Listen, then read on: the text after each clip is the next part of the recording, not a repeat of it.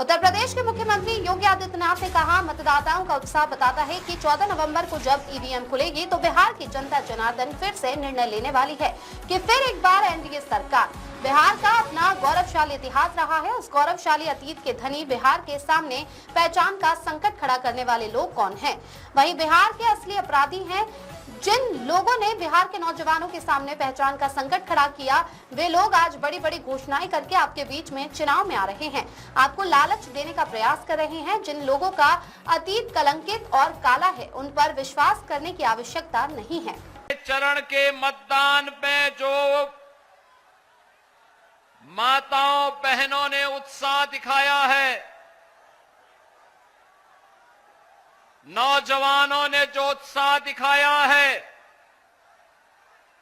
ये उत्साह, ये उमंग इस बात को बताता है कि 14 नवंबर को जब ईवीएम खुलेंगी तो बिहार की जनता जनार्दन फिर से निर्णय लेने वाली है कि फिर एक बार एनडीए सरकार, फिर एक बार एनडीए सरकार। और एनडीए सरकार के लिए भारतीय जनता पार्टी और एनडीए के प्रत्याशी विजय कुमार मंडल का विजयी होना उतना ही आवश्यक है। और इसी के लिए मैं अपील करने के लिए भगवान राम की पावन धरा, अयोध्या की पावन धरा लखनऊ से प्रातः काल ही चल करके मैं आपके पास यहां पे आ रहा हूं। बहनों और भाइयों,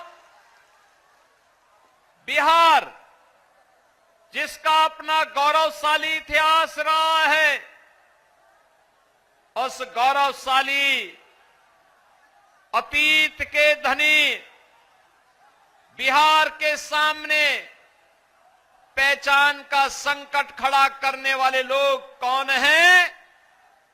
वही बिहार के असली अपराधी हैं।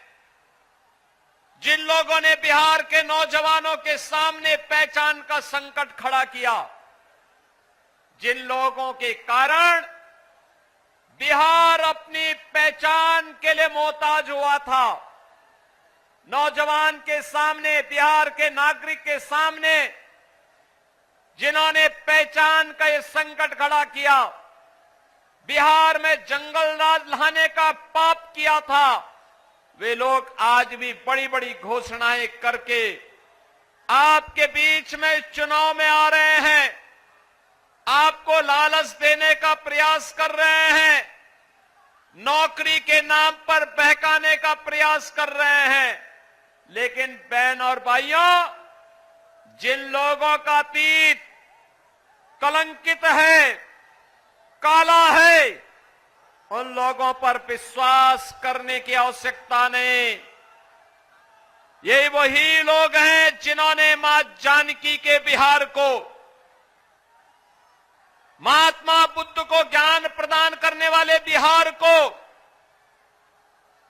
24वें तीर्थंकर भगवान महावीर को जन्म देने वाले बिहार को, देश के पहले राष्ट्रपति डॉक्टर राजेंद्र प्रसाद जी के बिहार को, लोकनायक जयप्रकाश नारायण के बिहार को, जननायक कर्पूरी ठाकुर के बिहार को, महान गणितज्ञ आर्यभट्ट के बिहार को, और बहन और भाइयों, आचार्य चाणक्य और चंद्रगुप्त मौर्य के बिहार को जिन लोगों ने पीछे के पायदान पर धकेला, वही लोग बड़ी बड़ी घोषणाएं कर रहे हैं।